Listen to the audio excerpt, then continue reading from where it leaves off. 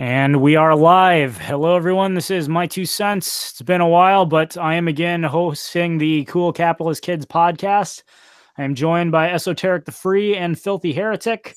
We are going to be discussing quite the number of current events and other issues. So, the edgiest podcast about individualist anarchism on YouTube.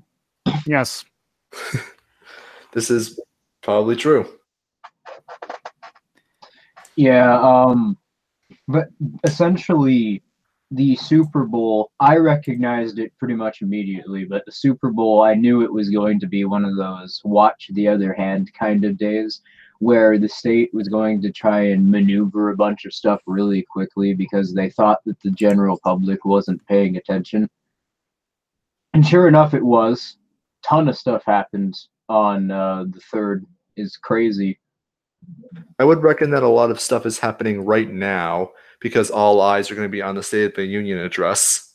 So if the government's going to be doing any shenanigans, they'll do so within today and tomorrow, since the news media is going to be wall-to-wall coverage about analysis about how Trump's State of the Union address is racist. Which I mean, it probably is going to be just another event to distract people, kind of like the midterm elections, how the media was building up for like a month before that. This is so important. This is such an important election. Then the day of the midterm elections, the U.S. Air Force attacks an allied city in Syria with white phosphorate, and the media says absolutely nothing about it. Oh, yeah.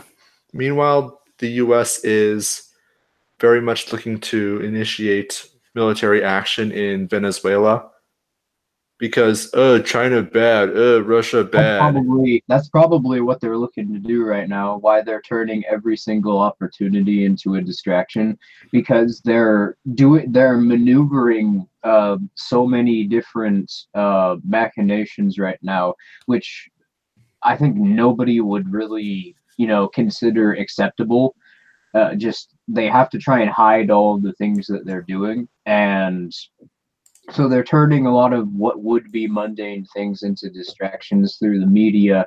And yeah, that's clearly where we should be looking right now, is what they're doing overseas with the military. I mean, you've got the U.S. sending couple hundred troops into Central Africa, the Congo to be specifically.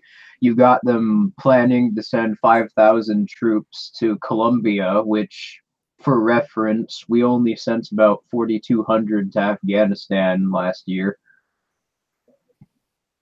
So and you also got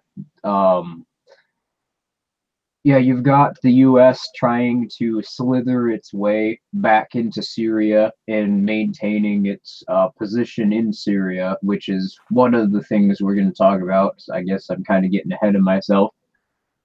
But I think the point you're making is that mainstream media is focusing, like, things happening overseas with U.S. military action, foreign policy, that kind of stuff, is we're seeing virtually no mainstream media attention. Well, right, and what I'm saying more specifically, because we never see any coverage of most of these events, so much so that, the U.S. military, there are countries which we're fighting little proxy wars in right now, which most people aren't even aware that we're doing this in, like Somalia and Yemen, to be specific, 2 examples. But what I think that they're trying to do in the case of Syria, at least to clarify, is, well, they never really left Syria.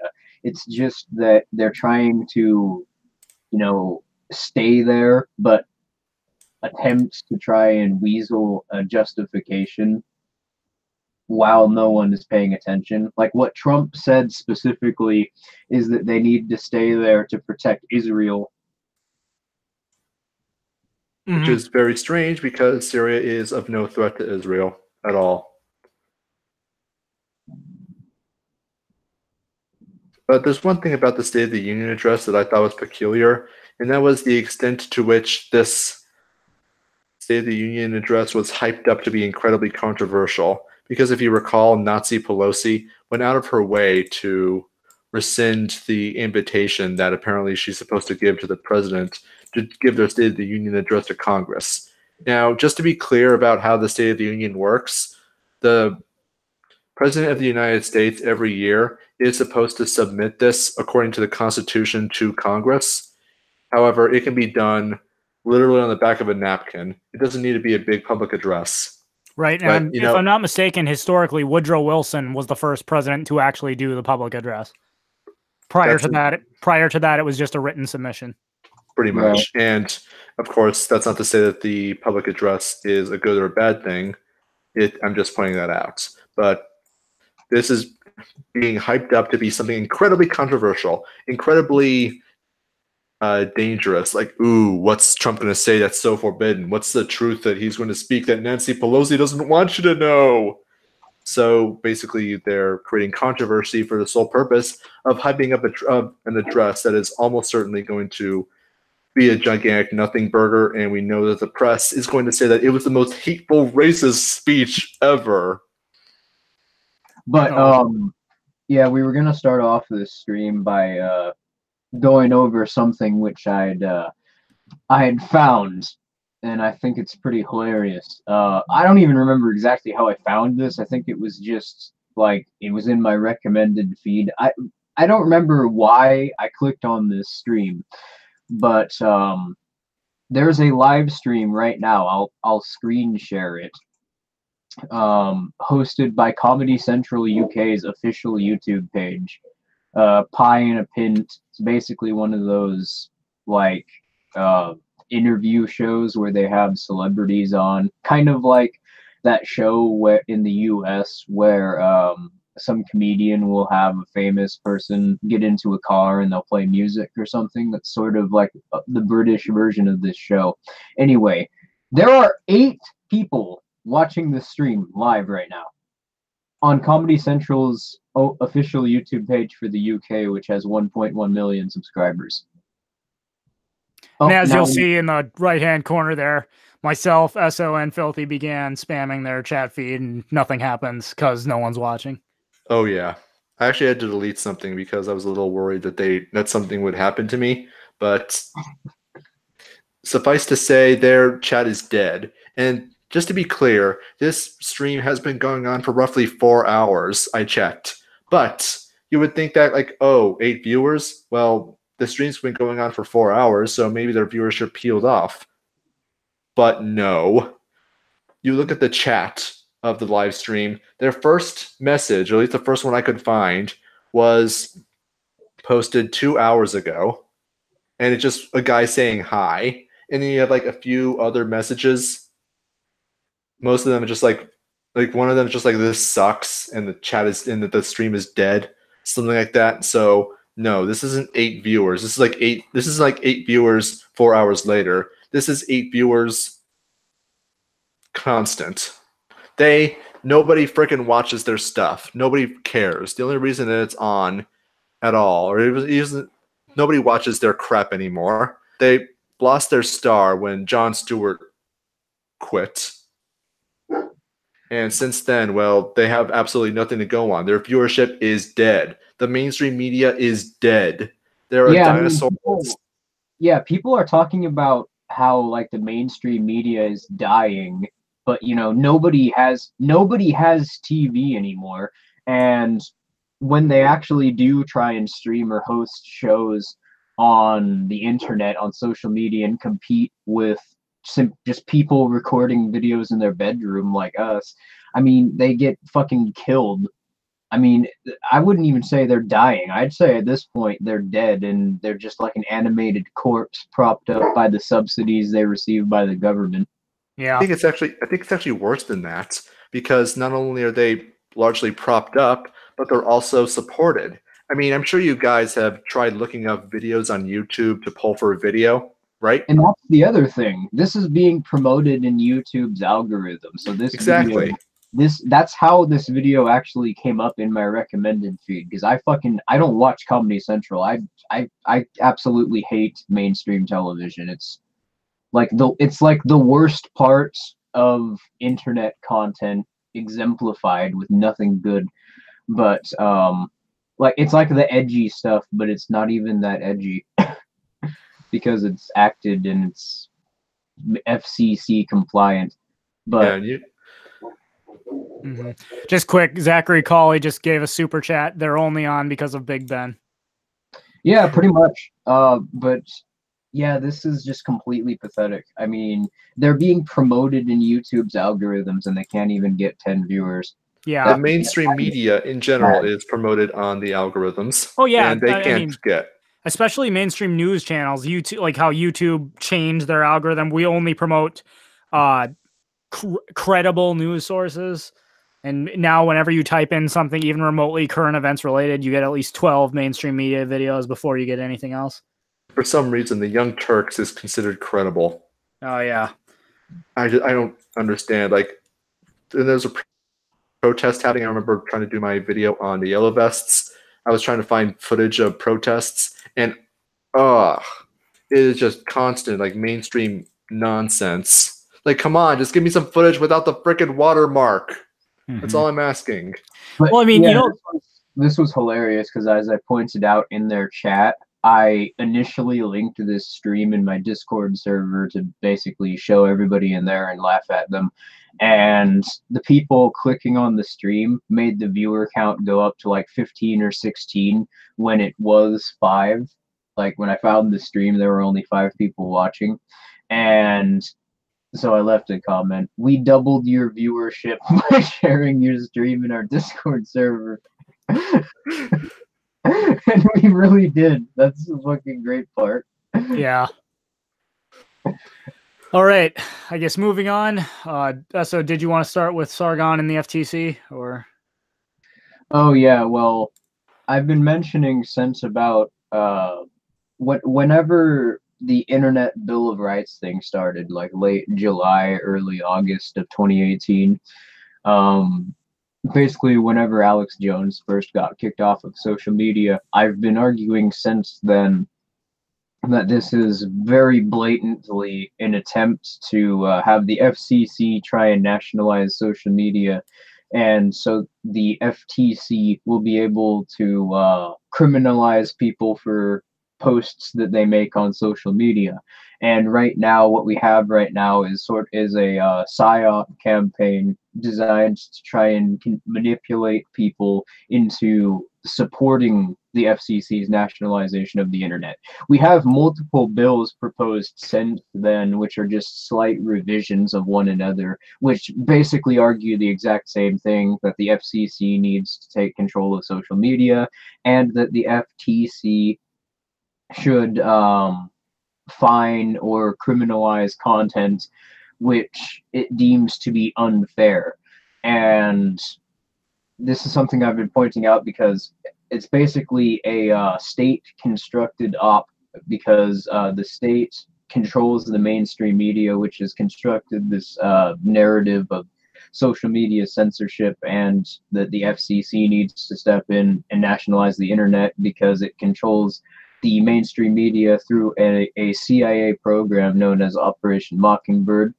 And social media, their terms of service is shaped by governmental bodies like the Atlantic Council and various regulations from countries in Europe.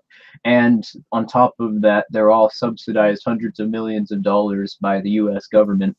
So essentially, you've got the government like puppeteering both sides here. They'll have the media go attack people, which will make people angry, and then they'll have the mainstream media say, hey, they're censoring people, the FCC needs to step in and nationalize the internet, introduce an Internet Bill of Rights.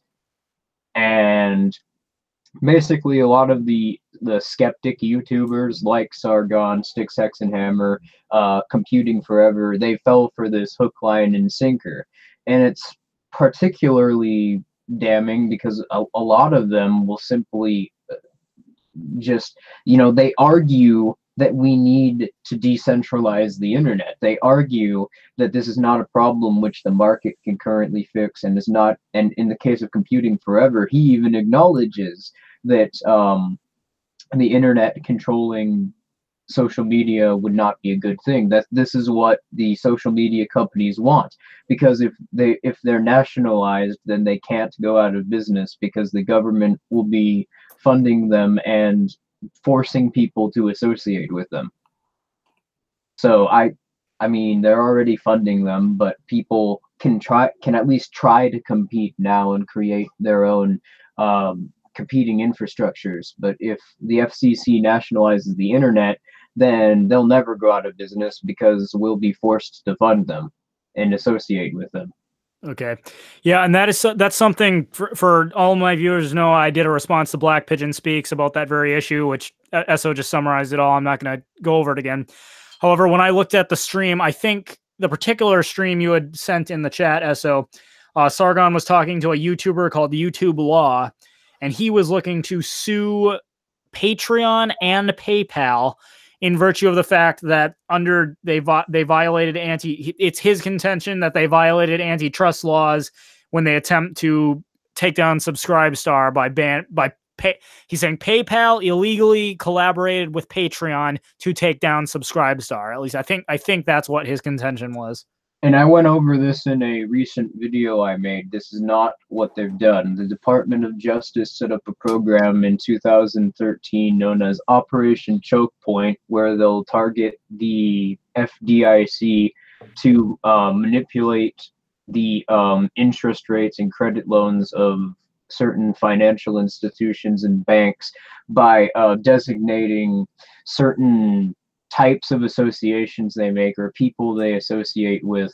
They'll say that they're high risk loans or high risk associates, and if they associate with them, then they'll be violating certain finance laws because they'll be they'll be going over the amount of credit that they could loan for certain areas.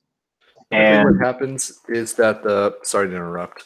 Typically what happens is that the state, there's certain high-risk individuals that the state designates under Operation Choke Point, makes the banks liable for audits, for reviews, for investigations that will end up costing the bank vastly more than the individual is worth. So all the FDIC has to do is go over to the banks and just be like, hey, this guy's high risk, and the banks know what to do from there, which is to say, kick them off the platform. That's what I was just explaining. But yeah, I think that it's not PayPal and Patreon conspiring. That's simply just a claim that they made up and have no evidence for it. And since it's documented, we know as a matter of fact that the Department of Justice is doing this and has been doing this for years.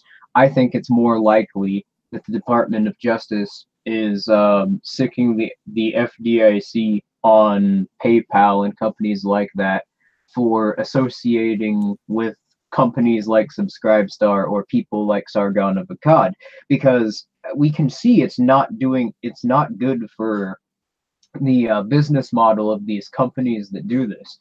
I think, Microsoft basically got blasted for trying to deplatform Gab.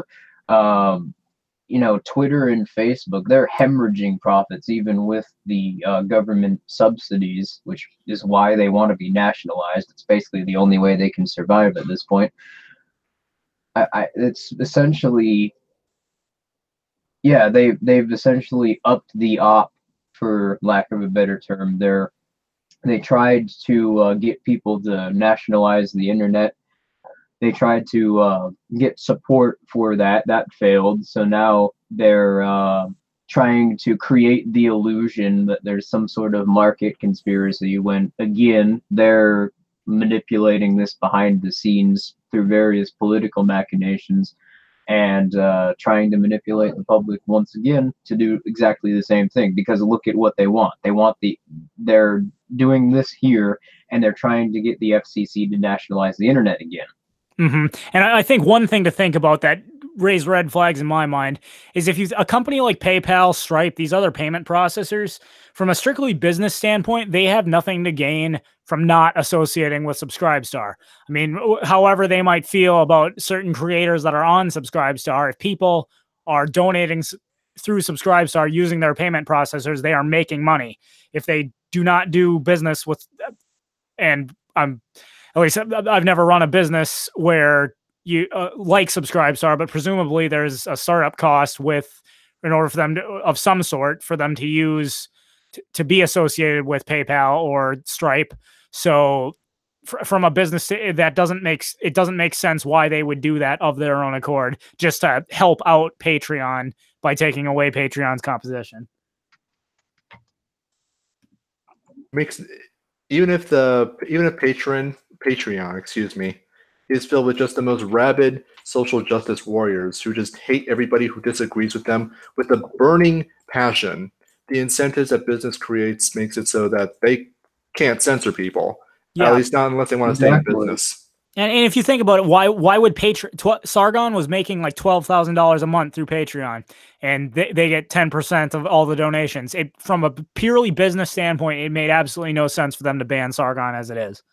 I mean, I was thinking about it like this. Imagine if I started a business that got a lot of communists to just give me their money. I would be laughing my ass off at that. And I think Patreon would also be laughing if they got Sargon, or if they got, like, I don't know what the model is, 2% of money that patrons give to Sargon. They'd probably be laughing. So I don't see what the problem is. Yeah, well, we know what the problem is. That's the only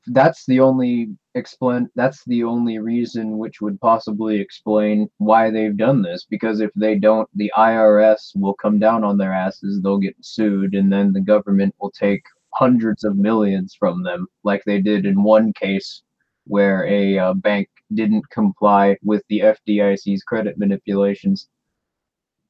I'd have to look up the bank's name, but it was a case back in like 2014. They associated with a firearms dealer, and because the FDIC had claimed that firearms dealers are high risk associates, they were violating that state's laws on credit rates and loans to specific targets of risk. And as a result, they ended up being sued for like $250 million by the IRS, audited. Sounds like a good business model for the state, at least. Of course, it's absolutely evil, and if they were quote-unquote high risk, then the banks wouldn't need the state's permission to... Well, this goes back to something, if you actually listen to the mainstream media in the state, what they'll argue, one of the things they'll try and convince people of is that the government is just not familiar with social media, or they're just not familiar with these intricate manipulations. And that is bonkers. I mean, we have evidence that they've done this before. And on top of that, basically, the institutions like the CIA are set up with the intention of pulling off these covert little gay ops. So, of course, they understand social media. They probably understand it better than a lot of you do. Mm-hmm. Actually, and here's the thing. I was looking on the Free Thought Project last night, and they had an interesting picture showcasing the pipeline between Facebook and government. So you have, for example, Nathan Gleicher. In the government, he was senior counsel for the U.S. Department of Justice. Under Facebook, he was the head of cybersecurity. Yeah, that's Joel Kaplan. We were going into. Yeah. I think we can go into that right now, actually, since it leads right into it. All right. So basically, government to Facebook pipeline reveals a corrupt mix of social media and the state. Now, this is something that I think most of us, certainly our viewers, should be familiar with. The business government regulatory pipeline, where business people go into the government to write their own regulations that favors that business in particular. Goldman Sachs does it, Nestle does it, and basically it's known as regulatory capture. Yeah, I mean, Citibank, it's well documented that they basically handpicked the entire cabinet for the Obama administration. The author of Obamacare was a executive for one of the biggest insurance companies in the U.S. The board of the FDA is staffed by a bunch of people who formerly worked for Bayer or Monsanto. It's pretty extensive, and there's not a single area of the government which is in control of the economic policies where this isn't the case. Mm-hmm. And of course, for the most part, the average American doesn't even know or care about these regulations being passed. If and when it manages to make the news, they sell the regulations by saying, look, we need these regulations to protect the consumer, when in reality, it's protecting the big business, the interests of the big business, making it more difficult to enter the market, shutting down small businesses so that these larger corporations have no competition. And then, I mean, it's ironic because the average child is taught in school that capitalism, if left to function without government, would result in giant corporations having absolute control over everyone's lives, these monopolies. When the reality is the only reason those monopolies can exist or will exist is because of their collaboration with the government in the whole business to government pipeline. Yeah, natural monopolies just simply can't exist because, I mean, the absence of competition within a market only incentivizes people to start investing in that specific market. And the reason why is because without competition, a producer wouldn't have any incentive to economize, and consequently, they would not, have any prices to compare their products to, so they would be selling their products at these outrageous prices. They wouldn't be of quality because they'd have no competition. So a lack of competition in a free market just incentivizes competitors to enter. Mm-hmm.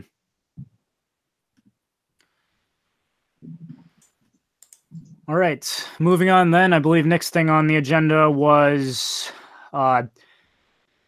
Trump's statement of Trump walking back his plans to completely pull out of Syria under the guise of we have to protect Israel. Well, we mentioned that earlier, but we haven't really gotten into it yet. I mean, that makes about as much sense as giving a fish a bicycle, to use a particularly old saying. Yes, I mean, Israel has what, the 6th strongest military in the world? Mostly because the United States gives crap tons of foreign aid and military aid to Israel. Yeah, but for some reason, they have the 6th strongest military in the world, and basically every Western nation supports them with like hundreds of millions of dollars of aid. So. And for some reason, this little country just to the north that has basically been minding its own business since the Sykes-Picot Agreement, more or less, they've decided that, yeah, these guys are that suddenly Israel thinks that Syria is a threat. I mean, we know why it's happening, obviously. Israel only considers Syria a threat insofar as the Syrian government's continued existence not only gives Russia a foothold in the region, but it also postpones their plan of wanting to destabilize the entire region. This is the only justification I can think of. It's not that Israel is directly under threat. It's just that their plans are under threat, which is two completely different things. And the whole thing about U.S. foreign policy is, I mean, every time the U.S. goes into another country, we're always told it's out of some kind of genuine desire to make the world a better place. Those poor people in Iraq, those poor people in Afghanistan. But it always makes me think of Robert Greene's The 48 Laws of Power, where he says, if you really want someone to do something for you, always appeal to their own self-interest, not some sense of moral superiority. Because if you tell someone you have to help me because you have a moral obligation to, you know, I helped you 20 years ago, I did this for you, so now you have to do this for me. If you try to convince someone to help you because of that, they will always find a reason to ignore you. If you try to convince someone to help you because you can show them that it's somehow in their best interest, then they'll help you. But that's precisely the reason I prefer to argue for anarchy by appealing to economic interests and why the state is inherently unsustainable. Yeah, exactly. But I bring that up to point out, anytime the U.S. says we're going to do something, like the poor government of Israel, we need to help them out. Those poor people in Iraq, we need to help them out.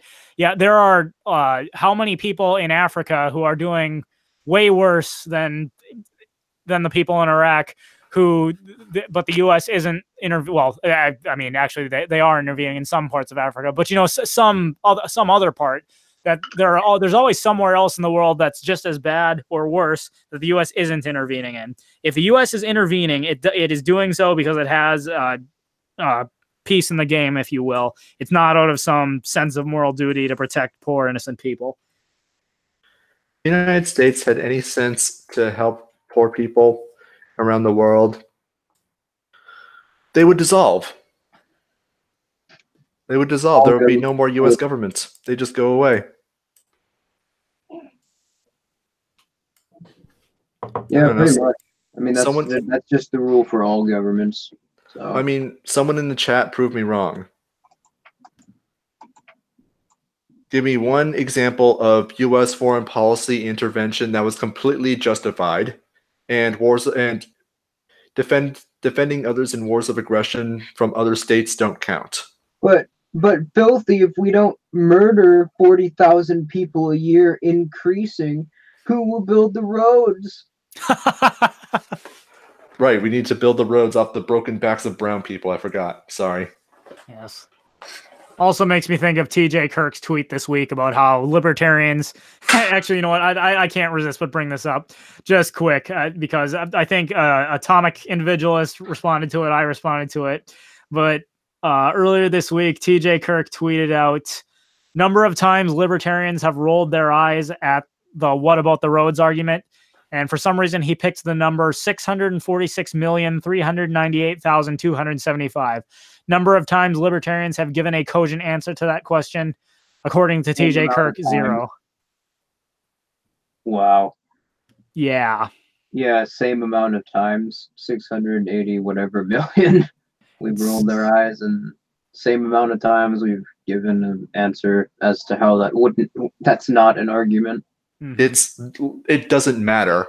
I mean, if you're so concerned about the roads, then you're just trying to say that it's like people should be enslaved, people should be controlled, people should be coerced because you don't know how to lay down a long flat thing.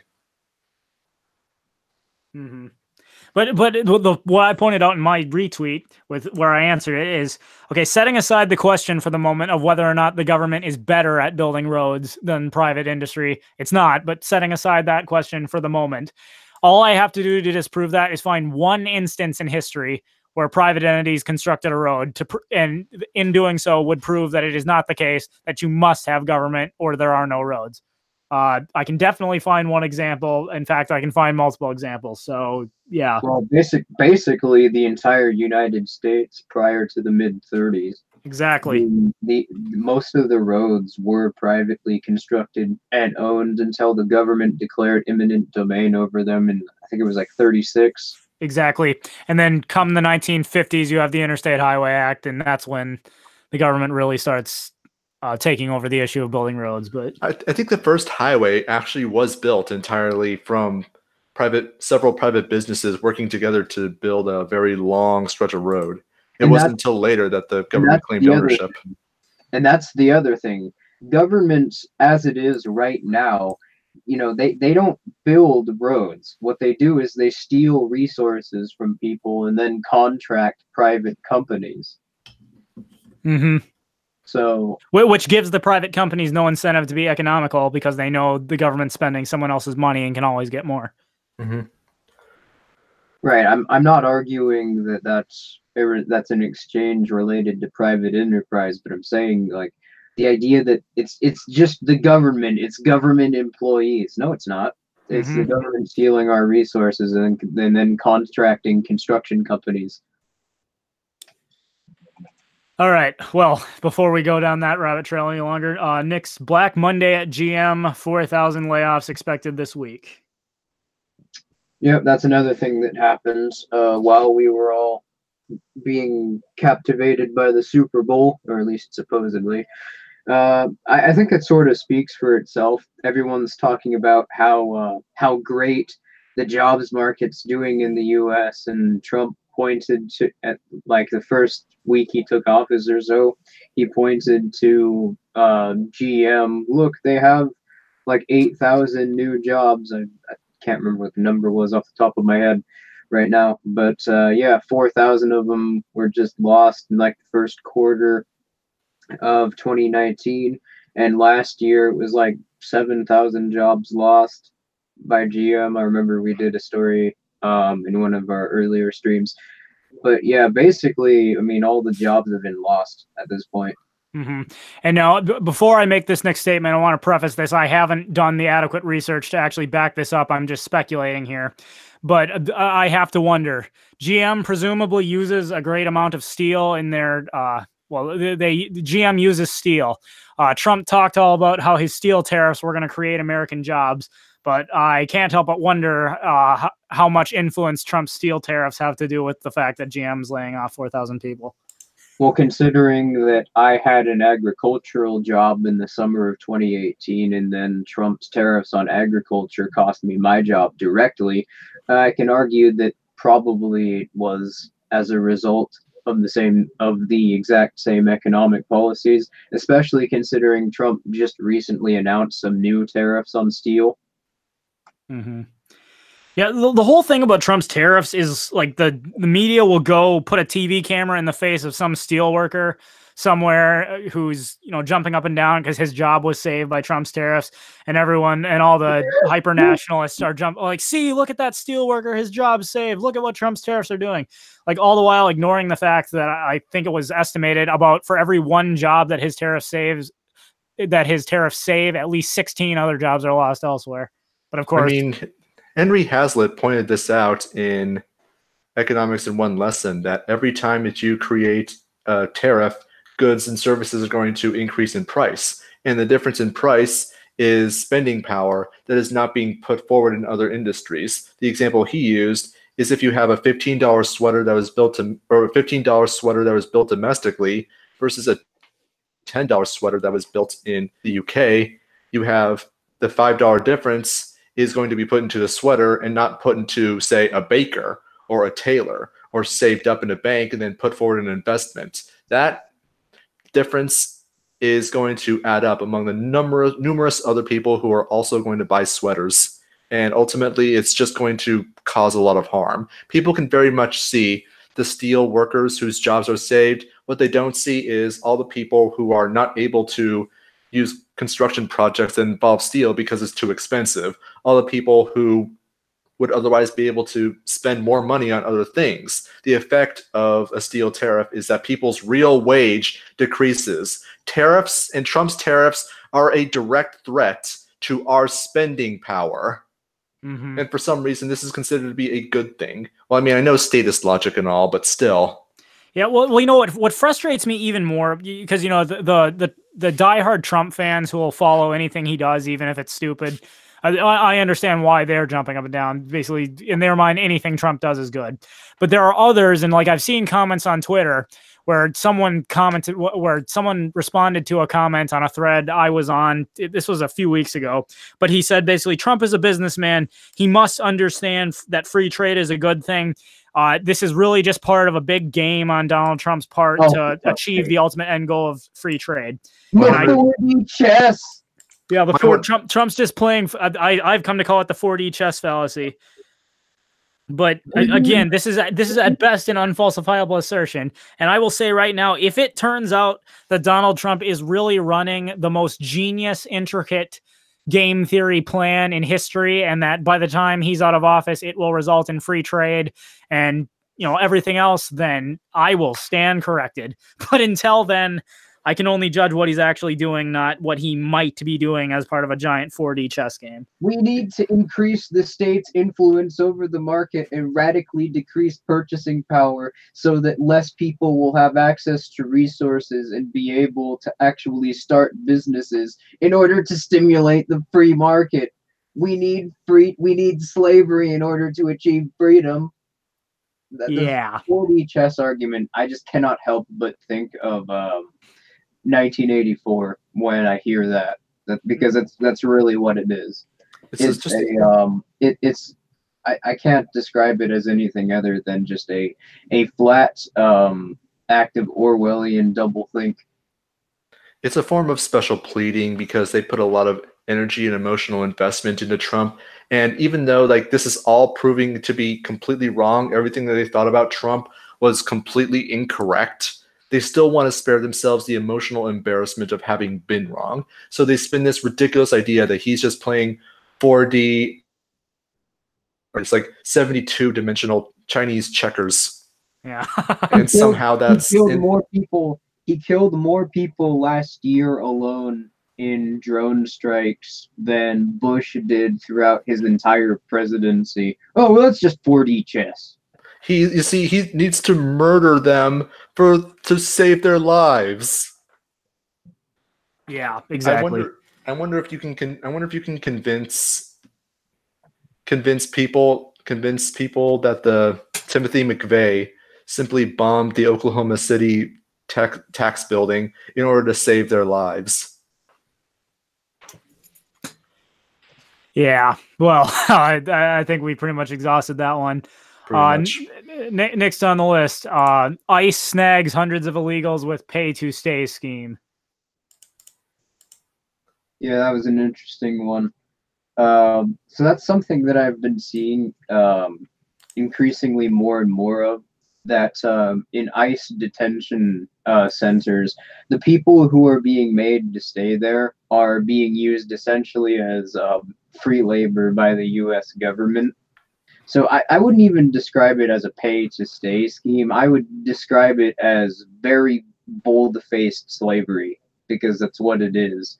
They're forcing these people against their will to stay in these detention centers, and then the U.S. government is directing them around to various works projects and forcing them to work against their will. Yeah, pay to stay. I think that's a bit of a that's too nice of a description for it. Slavery? Yeah, it's slavery. Uh-huh. Everyone thinks slavery ended after the Civil War. No, it's alive and well. It's always been alive and well. They just give it a different name and make it look better than it is. Taxation, public works projects. I mean, really. Pay to stay. I don't know what more there is to say about it. Now they're using these people. They're proposing using these people to build the border wall. I mean, that is. Yeah, it's fun. I forget where I first heard this, but isn't it there was a YouTube. I think it might have been Stefan Molyneux, but it was there's this cartoon where these slave owners are on a plantation back in the 1800s, and they say, what's better than hundreds of slaves that have no choice but to do your bidding? And the one slave owner says, hundreds of slaves that have no choice but to do your bidding and don't believe they're actually slaves. And then the one guy says, brilliant. I mean, I don't really know what more there is to say about that one. All right. Well, here's a better question. Or here's a remark that you'll probably hear constantly. Oh, but we need a government because otherwise people will just be evil and do whatever they want. They'll just enslave people. Even though slavery didn't exist until governments came along 5,500 years ago, and all examples of slavery throughout history has always existed and been enforced by the state through its monopoly and arbitration. But Mahabsian state of nature. Yeah. If all men were, if men were angels, no government would be necessary. If men were devils, then God help the men that are governed by a smaller group of men. Yeah, that's the thing with that argument is, oh, people are just so nasty and disgusting, so let's create these governments and let the nastiest and most disgusting people rule over everyone else without any consequence to their actions. Mm-hmm. Oh yeah. I mean, you can demonstrate this very easily just by looking at the incentives that this kind of power creates. The most corrupt people are going to enter into positions where their corruption is going to not only be excused, but whatever dark indulgences they're trying to gain are welcome. I mean, not many people talk about how common pedophilia occurs in the teaching profession. You have a bunch of violent psychopaths who go on to become police, and the most greedy, manipulative sons of bitches that America has ever seen run for office. Mm-hmm. If you want to know where all the criminals are, the ones that are being thrown in jail, the stupid ones, the smart ones run for or become public servants. So-called public servants. I've argued before. I think that it is legitimately impossible to be a politician and not be a psychopath.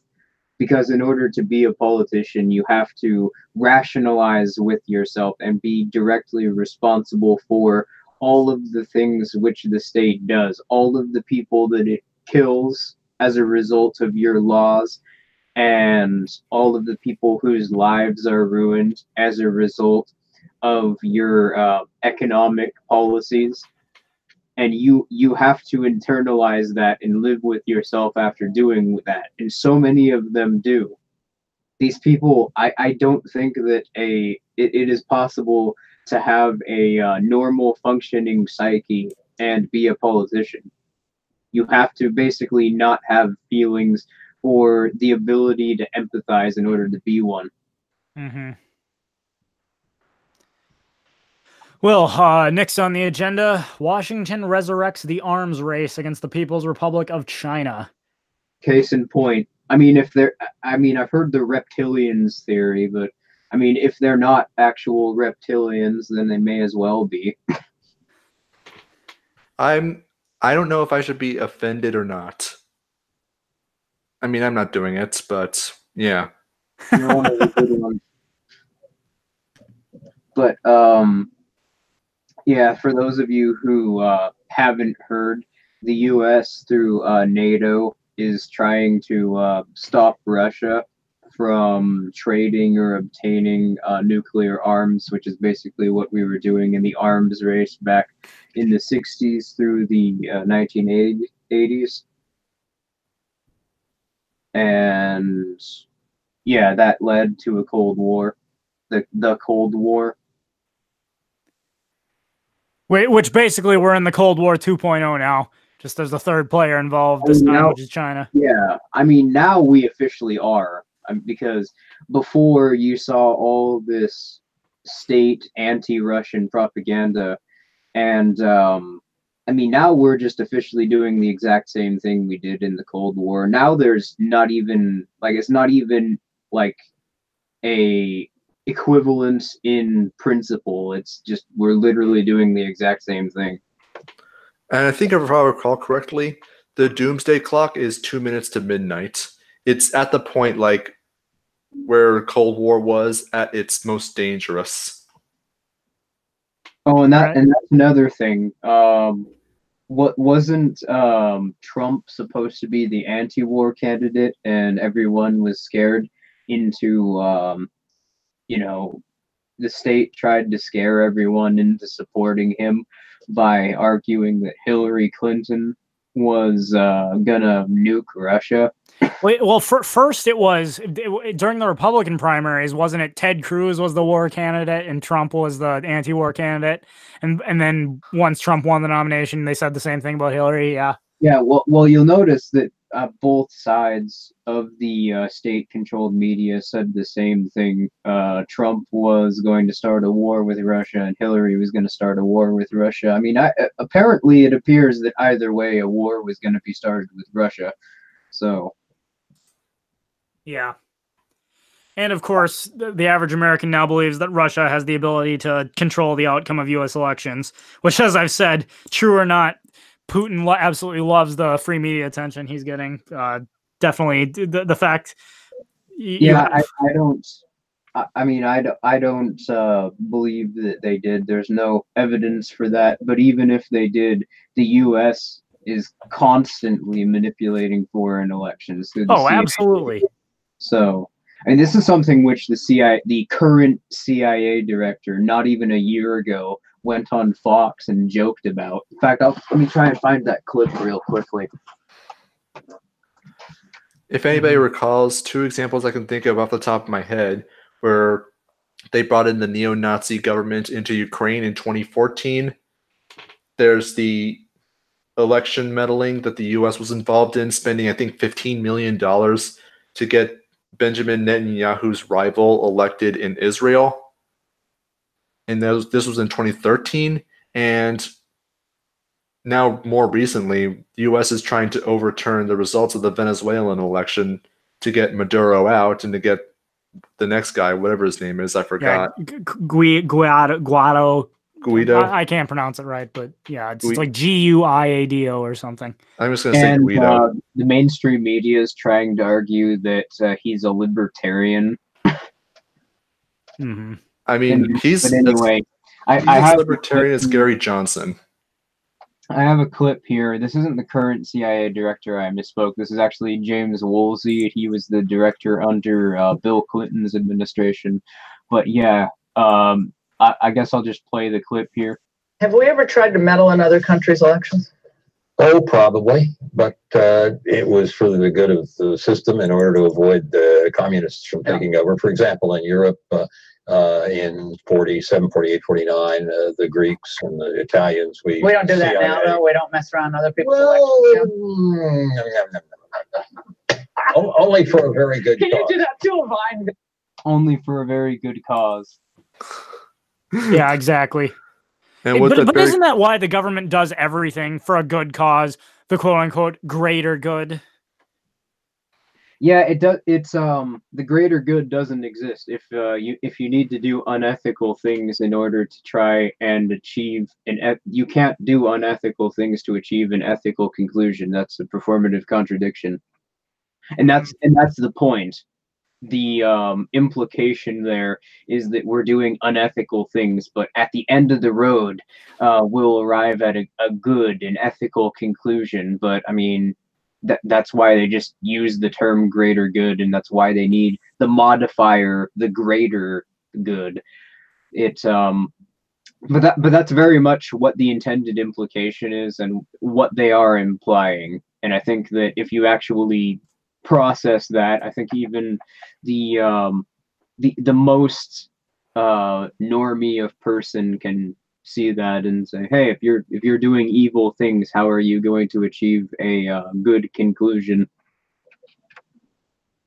Well, if you don't have any principles because you're a progressive, then anything and everything is completely justified. Just ask Saul Alinsky.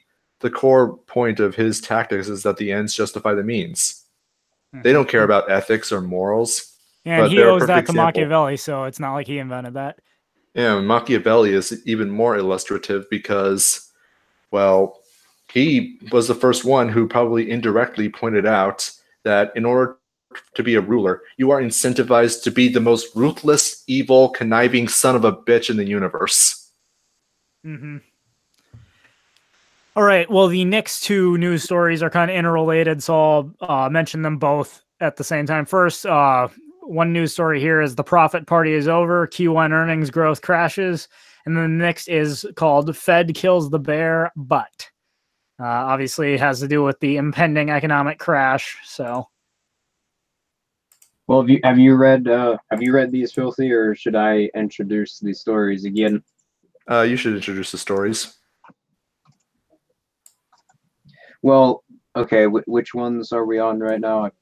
I've got, okay, so the first one has to do with the fact that all the S&P 500... Basically, the S&P 500 through the first quarter of 2019 has experienced a growth crash, and right now we're at the lowest. The S&P 500 is at the lowest point of growth for any first quarter for decades, as of right now. So the economic growth is incredible. It's at the lowest point it's been for a first quarter in decades, but it's the biggest specific drop in 3 years. And the Fed has managed to send more false signals to the market through manipulating interest rates to create another temporary investment boom. But what you'll notice is that first of all, this appears to be like one of the last corrections before an impending market crash. And on top of that, you'll notice that the little minor corrections which are being made, you'll see smaller and smaller booms, but greater busts between each and every one of them if you're actually examining how the stock market's doing right now. And eventually, we're getting very close to approaching negative interest rates, which that is fascinating, because that's, I mean, I can't even remember the last time, or even if the Federal Reserve's been there. I don't think it has, actually. No, I think there's been like a handful of European central banks who did that for like a week, because, well, when you have negative interest rates, you lose money for the privilege of having your money in a bank. Yeah, so if that happens, so they're worthless. going. Your money is so worthless. You have to pay people to hang on to it. Exactly. Yeah. I think one of them was the Weimar Republic, and yeah, look how that turned out. Well, But, basically, one thing that a lot of economists are, especially mainstream economists, are absolutely terrified of, for the dumbest of reasons, is bank runs, because every financial crash in modern or in history has been preceded by a bank run, according to them, because, well, their understanding of how economics work is absolutely worthless. But anyways, if there's a run on this, negative interest rate is going to cause a run on the banks. But yeah, we're approaching negative interest rates for the Fed. We're already at like 105, 108% US dollar inflation.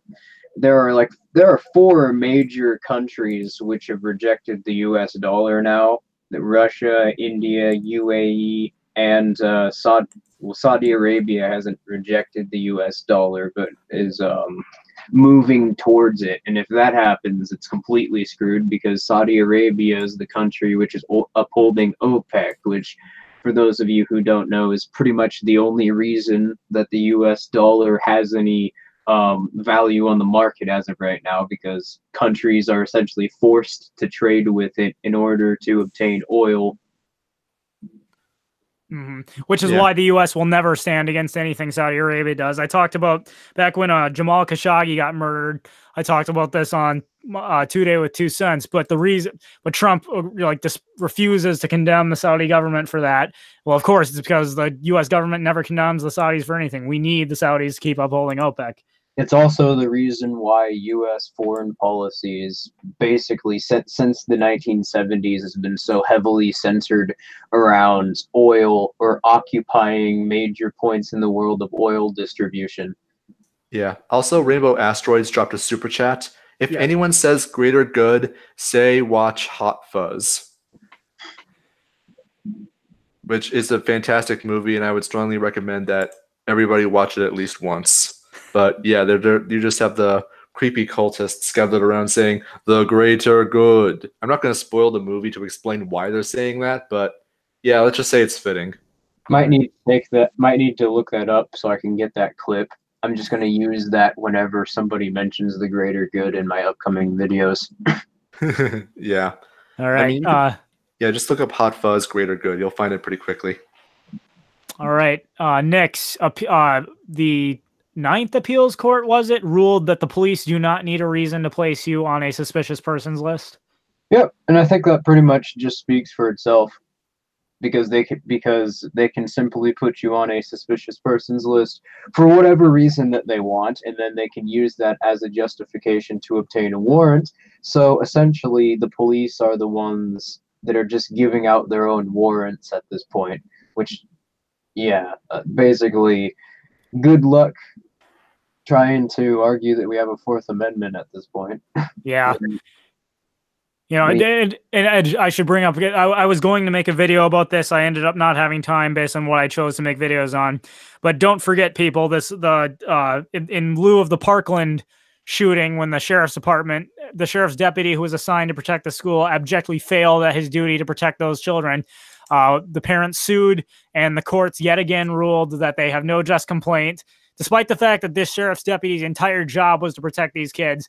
The parents have no right to sue the sheriff's department because the sheriff's department has no legal obligation to protect you.